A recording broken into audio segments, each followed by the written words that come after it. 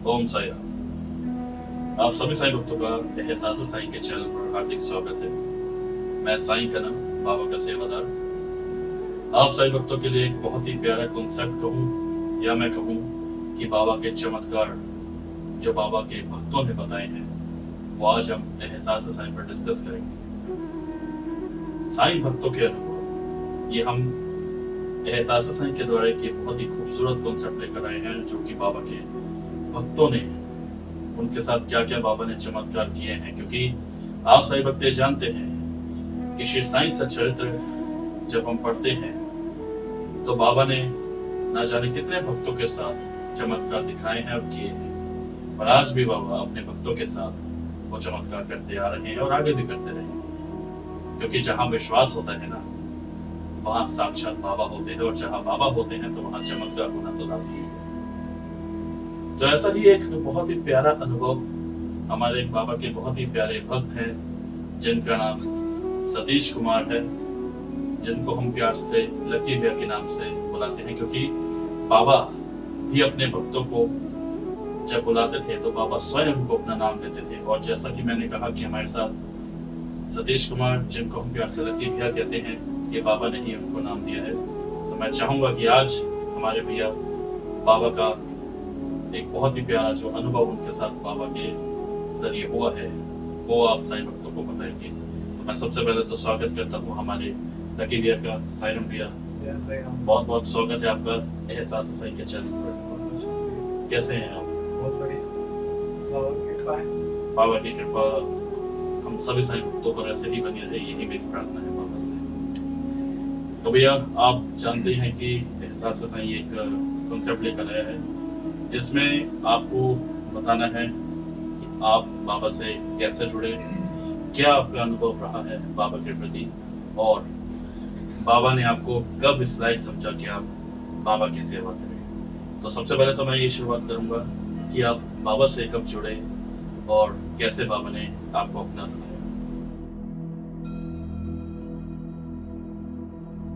आज से 20-30 साल पहले की बात है, जी जब हम तमरा में रहते थे तो हमारे बाबा की कीर्ति हमारे गांव तक पहुंची। जो हमारे कुछ पड़ोसी थे वो गए थे साईं मंदिर, तो उन्होंने हमारी मम्मी को कहा कि आप भी चलो। हमारी मम्मी हो गया, उसके बाद फिर मम्मी के साथ मैं भी गया। तो हमने सोचा कि भाई सब कहते हैं कि 5 वीरवार करने चाहिए, तो वो 5 वीरवार शुरू करे तो वो आज तक 5 वीरवार चल रहे हैं। और जैसे लोग जाते हैं वैसे ही धीरे धीरे हम जाते थे, कोई कुछ सोचा नहीं। वो बाबा की कृपा है जो बाबा ने अपने चरणों में रखा, अपने साथ जोड़ा। तो जाते थे, प्रसाद चढ़ाते थे, तो धीरे धीरे बाबा की कृपा हुई। वहाँ झाड़ू लगाने की सेवा मिल गई, लगाते थे, झाड़ू लगाते थे। फूल उठाने की सेवा मिल गई, वैसे कभी 1 घंटा कभी 2 घंटा जाके करते थे। उसके बाद धीरे धीरे बाबा ने जोड़ लिया, तो फिर उसके बाद से सुबह से लेकर शाम तक बाबा के पास ही रहना, और उसके बाद फिर घर आना। तो वहाँ पर फिर उसके बाद बाबा की दया से सारी जगह जान पहचान हो गई, सब जानने लग गए। बाबा की कृपा से कहीं भी कुछ भी, कभी भंडारे में, कभी फूल उठाने में, कभी झाड़ू लगाने में, कभी पोछा लगाने में बाबा ने सेवा दी, वो करते रहे। तो ये भैया आप कौन से मंदिर में आप बाबा की ये सेवा करते हैं? ये नजफगढ़ साईं बाबा मंदिर हाँ, दिल्ली में। से, हाँ जी, उससे वहीं से मेरी शुरुआत हुई और वहीं से बाबा मिले हैं। और सब बाबा की कृपा है, जो कभी सोचा नहीं वो भी बाबा ने दिया है, और सब कुछ बाबा की कृपा से। बिल्कुल, क्योंकि बाबा ही हम भक्तों को चुनते हैं अपनी सेवा के लिए, जैसे हमारे लकी भैया को चुना। और नजरगढ़ भैया आप साईं मंदिर में आपने कितने साल तक वहाँ पे सेवा की, अभी भी आप करते आ रहे हैं? नहीं, अब तो ऐसा है कि जब उत्तम नगर में हम रहते थे तो तब हमारा रेगुलर जाना होता था। लेकिन उसके बाद से जब यहाँ तिलक नगर में शिफ्ट हो गए तब से जाना मतलब कम होता चला गया। उसके बाद बिल्कुल छूट गया जी। तो फिर उसके बाद अब कभी कभार जब बाबा बुलाते हैं तो चले जाते हैं, तो नहीं तो अब यहाँ बाबा की कृपा है, बाबा यहाँ भी है साथ मंजिला मंदिर में तिलक नगर में। वो बाबा की कृपा से वहाँ बुलाते हैं तो बाबा वहाँ चले जाते हैं। मैं आपको सभी को बताना चाहता हूँ 7 मंजिला श्री सनातन धर्म मंदिर ये तिलक नगर में बहुत ही प्यारा और बहुत ही खूबसूरत मंदिर है, जहाँ से मैं ही कहूँ कि मैंने बाबा को मानना शुरू किया है, जहाँ से एहसास साईं की शुरुआत हुई है। और भैया भी हमें वहीं से मिले हैं, क्योंकि कहते हैं ना कि जो बाबा का भक्त होता है ना, बाबा उसको स्वयं अपने भक्तों से मिलवाते हैं। तो बाबा ने भी हमें भैया से इस कदर मिलवाया, क्योंकि मैंने भैया को 7 मंजिला मंदिर में निरंतर बाबा की सेवा करते हुए देखा है। और बाबा की सेवा भैया इस कदर करते हैं निष्काम भाव से, जो कि हमारे लिए बहुत ही एक आप कह लीजिए एक मोटिवेशनल होने वाली बात है, क्योंकि आज के समय में बाबा के लिए कोई समय नहीं निकलता, लेकिन भैया आज बाबा की सेवा करते हैं। तो भैया आप जब 7 मंजिला मंदिर आए तो वहां पर आपने क्या महसूस किया? क्योंकि जैसे हमारा एक में एहसास है कि 7 मंजिला मंदिर से बाबा से हम जुड़े हैं, तो हमारे वहां से बाबा का एक एहसास जुड़ा हुआ है। तो आपका क्या एहसास है 7 मंजिला मंदिर बाबा से? मेरा जो मन से मानना है कि बाबा ही मुझे ले गए 7 मंजिला, क्योंकि मुझे पता भी नहीं था कि भाई 7 मंजिला में बाबा हैं। तो वैसे अचानक ही एक बारी चले गए तो तब पता चला कि हाँ भाई फर्स्ट फ्लोर पे बाबा भी हैं। तो उसके बाद से जैसे अपना जब नहीं जा पाता था तो फिर धीरे धीरे बाबा की दया से यहाँ पर आना शुरू हुए। तो आते आते जान पहचान हो गई, बाबा ने अपनी सेवा दी, कभी झाड़ू कर दिया, कभी पोछा कर दिया। मेरा ये मानना है कि हम कुछ नहीं करते, ये सब कुछ बाबा ही करते हैं और बाबा ही कराने वाले हैं, हमारी कोई औकात नहीं है। और अगर हम मंदिर भी जाते हैं तो वो बाबा ही लेके जाते हैं। क्योंकि अभी बीच में मेरा बिल्कुल बंद भी हो गया था, वो बाबा ने कृपा करी जो दोबारा बंद क्यों हुआ? मतलब ऐसा क्या? मेरा थोड़ी तबीयत ठीक, बीच में बीमार हो गया था मैं, तो उसके बाद से फिर मेरा हिम्मत नहीं हुई, मन नहीं हुई, तो एकदम से छूट गया था। मेरा जाने का मन नहीं करता था कि वो बाबा ने कृपा करी कि फिर धीरे से दोबारा शुरू हुआ धीरे धीरे। तो अब फिर बाबा की कृपा है जो बाबा बुलाते हैं। बिल्कुल, ये तो है, क्योंकि कहते हैं ना कि जब हम शिरडी जाते हैं तो बाबा बुलाते हैं, और बाबा अगर हमें बुलाते हैं तो बाबा ने हमें कुछ ना कुछ देना होता है या हमारे कष्टों को करना होता है। तो मैं आपसे भी पूछना चाहूंगा कि आप शिरडी सबसे पहली बार कब गए थे? अगर आपको कुछ याद हो तो, मतलब मैं नहीं कह रहा कि कौन सा सन में गए थे, हाँ, मतलब। सन तो मुझे याद नहीं है, लेकिन इतना है याद कि उस टाइम बाबा का चांदी का सिंहासन था जी जी। और सारी जगह ओपन थी, आप कहीं भी कैसे भी आ जा सकते हो। आप गुरु स्थान में जाके नीम के पेड़ को छू सकते हो, आप द्वारका माई में जा सकते थे, यहाँ अंदर बंद है, वहां पर आप जाके घर से जल ले सकते थे। आप जो जिस पत्थर पे बाबा बैठते हैं वो कवर नहीं था, वो अच्छा। बिल्कुल ओपन था, उसको छू सकते हैं, छुआ हुआ है हमने। तो मतलब कोई ऐसी रोक टोक नहीं थी और ऐसा बंदिश भी नहीं थी, आप कहीं से भी आ सकते हो, जा सकते हो। पूरी रात आप चाहे तो गुरु स्थान की परिक्रमा करते थे लोग, कोई रोक टोक नहीं थी। द्वारका माई में एनी टाइम मतलब आप जाके बैठ सकते हो, सेवा कर सकते हो, तो बिल्कुल ओपन था, कोई इतनी मतलब बंदिश नहीं थी, कुछ इतना वो नहीं था, और सब बिल्कुल बहुत अच्छा था। आपको भी आपने साक्षात दर्शन दिया है, क्योंकि आज के समय में तो हम जब शिरडी जाते हैं द्वारका में आप देखते हैं कि पत्थर कवर किया हुआ है। और क्योंकि क्या है कि आज के समय में बहुत से ऐसे भक्त हैं या बहुत से ऐसे लोग हैं, जब वो परिक्रमा करते हैं गुरु स्थान में तो भाव से नहीं परिक्रमा करते, उनको ये होता है कि उनको बस एक नीम का पत्ता मिल जाए। लेकिन असली आशीर्वाद तो बाबा का ये तब होता है कि जब नीम का पत्ता आपके ऊपर खुद ब खुद गिरे। तो आपके साथ भी कभी ऐसा कुछ चमत्कार हुआ कि नीम का पत्ता आपके ऊपर बाबा हाँ, का? मैं बताना चाहूंगा, मैं आपके साथ ही शिरडी गया था।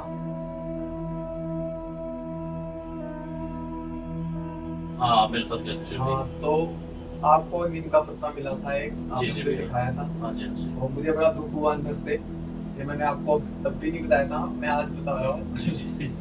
तो मुझे बड़ा दुख हुआ कि भाई कनव को मिला, देखो बाबा तुमने, भाई दुख तो होता ही है हाँ, अंदर से क्या होता है कि हाँ। उनको मिल गया, मुझे क्यों नहीं मिला? कि हाँ भाई बाबा का आशीर्वाद है कि बाबा नहीं चाहते हैं क्या, और ऐसा लगता है कि फिर हमें हाँ। ऐसा नहीं लगता है बाबा कि हम भी तो आपके भक्त हैं, हाँ तो कि हमें क्यों नहीं मिला? हाँ, और हमें ये भी लगता है कि हाँ भाई बाबा उसको ज्यादा चाहते हैं, हमें आप चाहते नहीं जी हो, जी। या हमारी भक्ति में कोई कमी है। तो फिर उसके बाद बड़ा मन दुखी हुआ, तो उसके बाद में एक दोबारा परिक्रमा लगाई तो बाबा की दया से उसी टाइम एक पत्ता उठ के मेरे ऊपर आया। तो यानी कि इसमें मैं ये कह सकता हूँ कि साईं ने भैया के मन की बात को सुना, क्योंकि कहते हैं ना कि हम बाबा से प्रार्थना करते हैं लेकिन हमें कभी कभी लगता है कि बाबा हमारी सुन नहीं रहे, लेकिन ये ऐसा नहीं है। आप कुछ ना मांगे बाबा से, बाबा तब भी आपकी जिंदगी में झोली भर देंगे, क्योंकि बाबा को पता है आपको क्या चाहिए। तो आप यार फिर जब उत्तम नगर से आप तिलक नगर आए तो आपके परिवार में कौन कौन से सदस्य हैं जिनके साथ आप यहाँ शिफ्ट हुए? भाई देखो, या आप प्रॉपर दिल्ली से ही हैं या आप नहीं, मेरा जन्म दिल्ली में ही हुआ है। दिल्ली से हैं? हाँ, मुझे किसी प्रॉपर गाँव वगैरह कुछ नहीं है। और इस बात का तो खैर मुझे बहुत दुख है कि हम घर में 4 सदस्य थे, मतलब मेरी छोटी बहन थी और मम्मी और पापा। तो अब मैं सिर्फ अकेला ही हूँ और उन तीनों की डेथ हो गई है। पहले मेरी सिस्टर की डेथ हो गई थी, फिर उसके बाद फादर की।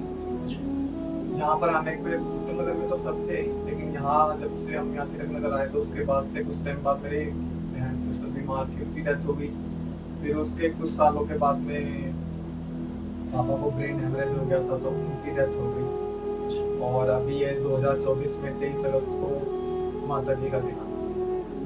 तो अब मैं अकेला ही हूँ और बाबा के आश्रय ही जी रहा हूँ।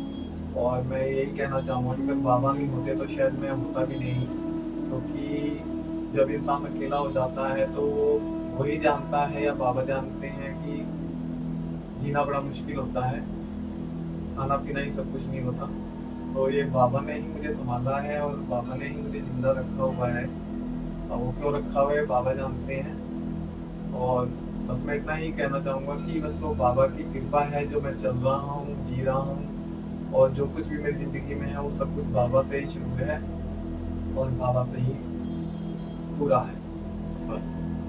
बिल्कुल आपकी बात को भैया मैं समझ सकता हूँ, क्योंकि वैसे तो बाबा हैं तो हम अकेले नहीं हैं। और जैसा भैया ने कहा कि बाबा नहीं होते तो शायद ज़िंदगी जीना और मुश्किल होता, लेकिन बाबा अपने भक्तों को चुनते इसलिए हैं क्योंकि बाबा जानते हैं कि उनके भक्तों के ऊपर कौन सा कष्ट आने वाला है, उनके भक्तों के ऊपर क्या आगे विपदा आएगी। हमने साईं को नहीं चुना है, साईं ने हमें चुना है और हमें इस बात पे गर्व होना चाहिए। और भैया आप अकेले नहीं हैं, हमारे साईनाथ साक्षात हैं, क्योंकि साईं हमारी माँ है, हमारे पिता, हमारे सब कुछ है। तो कभी आप ये मत सोचिएगा कि आप अकेले हैं, हम साईं परिवार आपके साथ हैं, ऐसा साईं परिवार आपके साथ है।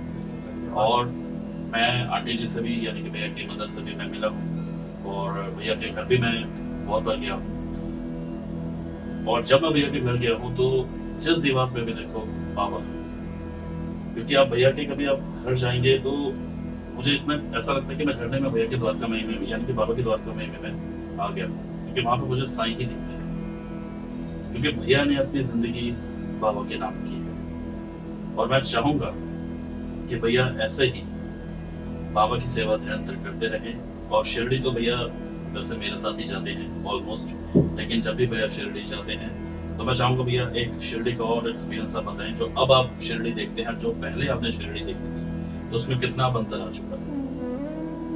अब और पहले में बहुत अंतर आ चुका है। बाबा में तो कोई अंतर नहीं है, बस हमारे देखने में या सुनने में फर्क हो सकता है, क्योंकि अब वातावरण भी बदल गया है। पहले जैसा परिस्थिति भी नहीं रही, क्योंकि जमाना काफी बदल गया है। तो हर चीज को देखना चाहिए और समझना भी चाहिए। अगर ये सब चीजें पहले आप कहीं भी जा सकते थे, कैसे भी जा सकते थे, तो उसमें बहुत अच्छा था, लेकिन अब माहौल बदल गया है, सब कुछ काफी बदल गया है। तो उस हिसाब से जो चीजें की गई हैं वो भी अच्छाई जो संस्थान की तरफ से जैसे भाई व्यवस्था की है, व्यवस्था है, लाइन क्योंकि है। इस समय शिरडी में आप देखते हैं लाखों की तादाद पे, करोड़ों की तादाद पे बाबा के भक्त आते हैं। और मेरे संस्थान का जितना धन्यवाद करूँ था मैं, क्योंकि आज वो उन्होंने इतना मैनेज किया है लोगों की भीड़ को। और सबसे बड़ी बात, नया दर्शन कॉम्प्लेक्स जो उन्होंने बनाया है भक्तों की सुविधा के लिए, कि जो पूरे AC हॉल है, जिसमें किसी भी भक्त को शिरडी में बाबा के दर्शन करने में कोई तकलीफ नहीं होगी, कोई दुख नहीं होगा। पहले तो होता था कि हम घंटों तक लाइनों में खड़े रहते थे, वो भी आनंद था हमारे लिए, क्योंकि बाबा के जयकारे लगते हैं और एक अंदर से उतावलापन होता है कि अब बाबा के हम दर्शन करेंगे, अब बाबा आने वाले हैं। लेकिन अब संस्थान ने जो इनिशिएट लिया है कि भक्तों को असुविधा ना हो और भक्तों की सुविधा को ध्यान रखते हुए ही उन्होंने इतना अच्छा दर्शन कॉम्प्लेक्स बनाया है। और शिरडी में हॉस्पिटल हो, कॉलेजेस हो, स्कूल्स हो, जो संस्थान के द्वारा चलाए जा रहे हैं। और सबसे बड़ी बात, साईं प्रसादालय, क्योंकि बाबा के भक्त हैं तो भूखा कोई कैसे रह सकता है। आप भैया कभी साईं प्रसादालय आपने प्रसाद तो पाया होगा? हाँ जी, मेरा सौभाग्य है जो मैं बाबा के प्रसादालय में गया हूँ और वहाँ पर प्रसाद पाके बड़ी खुशी होती है और बड़ा आनंद मिलता है। और ऐसा लगता है कि जैसे बाबा ने स्वयं ही अपने हाथों से बना के परोसा गया है, बिल्कुल, और उसको खा के बड़ी मन को तृप्ति होती है और बहुत अच्छा लगता है, जिसके कहने के लिए शब्द मेरे पास नहीं है। बिल्कुल भैया। क्योंकि वो ज़ायका ऐसा है कि जब मैं भी प्रसादालय जाता हूँ ना, वहाँ पे जो स्पेशली वो दाल जो मिलती है, उसका जो स्वाद है वो बहुत अलग होता है। वो मैंने ऐसी दाल आज तक अभी तक तो मैंने नहीं खाई, जो प्रसादालय में मिलता है, और वाक़ई में वो प्रसाद ऐसा लगता है कि बाबा ने स्वयं अपने भक्तों को, जैसे बाबा अपने समय में भोजन अपने भक्तों को करवाया करते थे, वैसे ही आज भी साईं प्रसादालय में लगता है कि बाबा ने ही वो हमें भोजन हमारे लिए भेजा है। तो आप भैया, आपने साईं सचित्र का पाठ तो किया ही होगा, बिल्कुल। तो मैं जानना चाहता हूँ, बस आखिरी आपसे ये मैं पूछूंगा कि आपने साईं सचित्र पाठ किया है, तो उसमें कौन से ऐसे भक्त हैं जो आपको इंस्पायर्ड करते हैं? वैसे तो हर भक्त बाबा के हमें अनुभव देते हैं, बाबा का एहसास करवाते हैं, लेकिन ऐसे कौन से भक्त आपके लिए हैं जो आपको इंस्पायर्ड करते हैं अंदर से बाबा की भक्ति के लिए? वैसे तो साईं सच्चरित्र में मुझे पूरे ही सारे जितने भी हैं, सारे ही भक्त बहुत प्यारे हैं और बहुत अच्छे लगते हैं। जी, जी। लेकिन लेकिन क्या, क्षमा करें बाबा, बाकी ये होता है कि कुछ लगता है कि कुछ जैसे बाबा की जिन पे खास कृपा होती है, दया है, कृपा तो बाबा की सब पे रहती है, लेकिन कुछ पे अपना ज़्यादा ही स्नेह होता है, तो जिसमें बाईजा माँ की सेवा और तात्या पाटिल का अगर मैं कहूँ तो कोई वो नहीं होगा, और श्यामा जी जो बाबा के साथ रहे, और महासापति, क्योंकि मैं किसी एक को चुन नहीं सकता, और मैं सच्चरित्र पढ़ता रहता हूँ जब भी मुझे समय मिलता है। जी, तो मुझे सभी से ही प्रेम है, भक्तों से, और सभी मुझे प्यारे लगते हैं, और सबकी सेवा अपनी अपनी जगह पर है।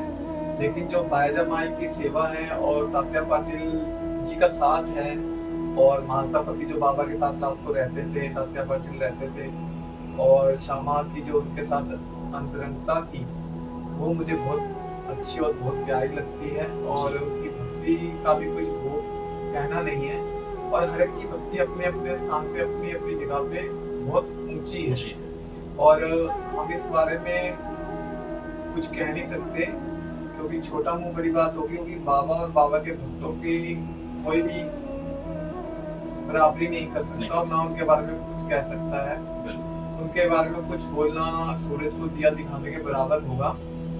और हम इस बारे में इतना ही कहेंगे कि हम कुछ भी नहीं है, क्योंकि जो बाबा के भक्त हुए हैं, बाईजा माँ, तात्या पाटिल, भागवती शिंदे, नाना साहब चंदोरकर, काका साहब दीक्षित, लक्ष्मी बाई, और राधा कृष्ण भाई। राधा कृष्ण माई जी, काका साहब दीक्षित, नाना साहब चंदोरकर, बूटी साहब, और जितने भी भगत हुए हैं बाबा के, तो उनकी कोई कल्पना भी नहीं कर सकता कि जैसी उन्होंने बाबा की भक्ति की है, तो हम तो उसके, मैं कहता हूँ कि एक कण मात्र भी नहीं है, बिल्कुल, और ना हम उनके बारे में कुछ कह सकते हैं। तो हमारे लिए तो वो पूजनीय है, और बाकी ये है कि हाँ, हम उन भक्तों को देख के शिक्षा ले सकते हैं कि हमें किस प्रकार बाबा की भक्ति करनी चाहिए और कैसे उनकी सेवा करनी चाहिए। क्योंकि बाईजा माएँ हैं, वो पहले खाना बनाती थी, लेके जाती थी, और बाबा को ढूँढ कर उनको खाना परोसती थी, और तब आके खाती थी। तो उनकी सेवा का तो कोई मूल्य ही नहीं लगाया जा सकता, और तात्या पाटिल और महासापति के भाग्य की कोई कल्पना नहीं कर सकता, जो बाबा के साथ रहते थे, सोते थे, खाते थे, पीते थे।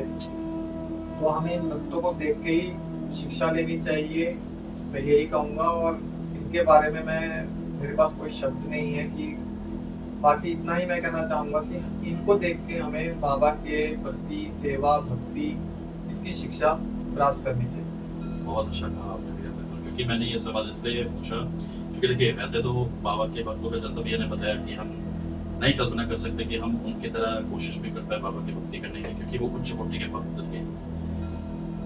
जैसे नंदी जी के पास हम जाते हैं, उनके कानों में हम बोलते हैं ताकि वो हमारी बात को भगवान शिव तक पहुंचे, वैसे ही बाबा तक पहुंचने के लिए सबसे पहले बाबा के भक्तों तक पहुंचना होगा। जब तक हम बाबा के भक्तों तक नहीं पहुंचेंगे, तब तक हम बाबा तक नहीं पहुंच सकते। क्योंकि मैं साईं सचित्र का 28वां अध्याय पढ़ता हूँ, और मैं हमेशा कहता हूँ लाइव टेलीकास्ट में भी कि 28वें अध्याय में जो एक कथा है, मेघा, जो बाबा के परम भक्त थे, उनकी जब मैं कथा सुनता हूँ या पढ़ता हूँ तो मेरे अंदर से गूज़बम्प्स हो जाते हैं और मेरे अंदर मैं बहुत इमोशनल हो जाता हूँ। क्यों? ना जाने ऐसा लगता है कि मेरा उनसे कोई नाता है या ऐसा लगता है कि वो ऐसे भक्त थे बाबा के, उनको दुनिया की परवाह नहीं थी। उनको सिर्फ़ दिखाई देते थे बाबा मैं शिव। उनको कोई मतलब नहीं था कि कोई उनको क्या कह रहा है, क्या नहीं कह रहा है, बस उनको सेवा करनी थी बाबा। और ऐसे ही सेवा हमारे लकी मियाँ बाबा की करते हैं।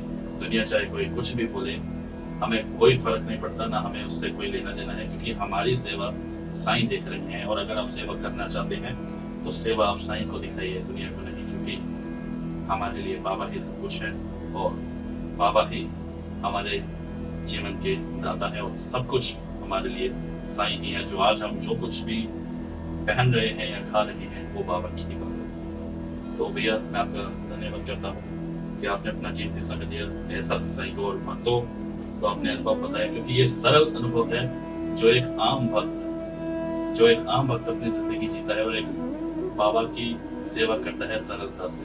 इसलिए हम जो ये कांसेप्ट लेकर आए हैं कि आप साईं भक्तों को हम ये बता सकें कि एक साईं भक्त की ज़िंदगी क्या होती है, कि एक साईं भक्त अपनी ज़िंदगी कैसे जीता है और किस तरीके से बाबा की सेवा करता है। ऐसा ही अनुभव आपके लिए और हम लाते रहेंगे। अभी फिलहाल आप हमें इजाज़त दीजिएगा। मेरी ओर से आप साईं भक्तों को ओम